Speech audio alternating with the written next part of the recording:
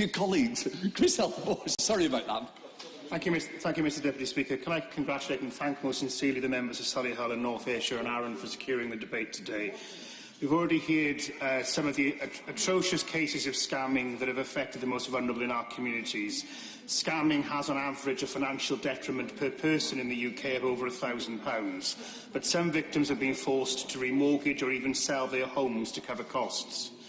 I would like to draw the House's attention to the issue in Wales. From April 2015 to May 2016, there were 8,774 instances of fraud reported, though considering it is estimated that only 5% of victims report being scammed to authorities, the reality is far worse. I would also like to briefly highlight one scam that has affected a number of my constituents. Residents have been targeted with an automated voicemail system claiming to be from Her Majesty's Revenue and Customs, warning of an impending lawsuit. After being asked to press 1 to speak to a caseworker, a person then asks for a certain amount of personal details, such as national insurance numbers, which are then used to commit fraud. Scammers claiming to be from a common tactic used by criminals, and one that unfortunately works often to their success. I've had constituents in tears contacting my constituency office, ashamed that they've been caught out, and then being very unclear, as the member for Solihull mentioned earlier, about where they can go to report what has actually happened to them.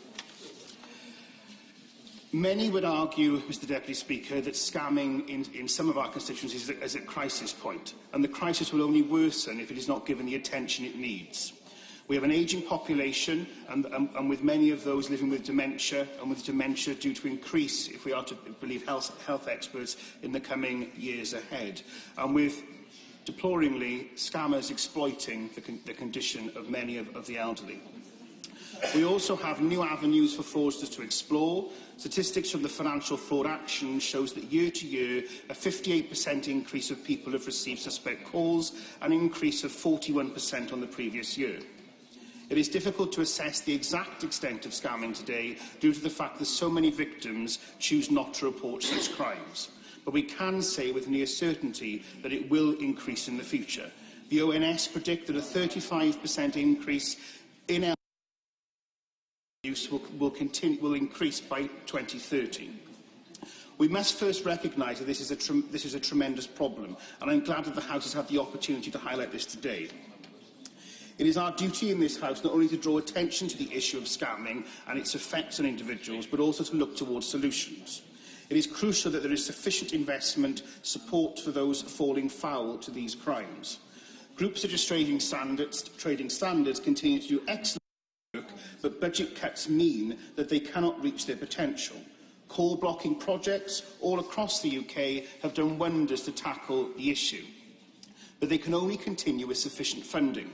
It is unacceptable that, according to the Chartered Trading Standards Institute, there has been a 53% cut to frontline officers at Trading Standards Services since 2009.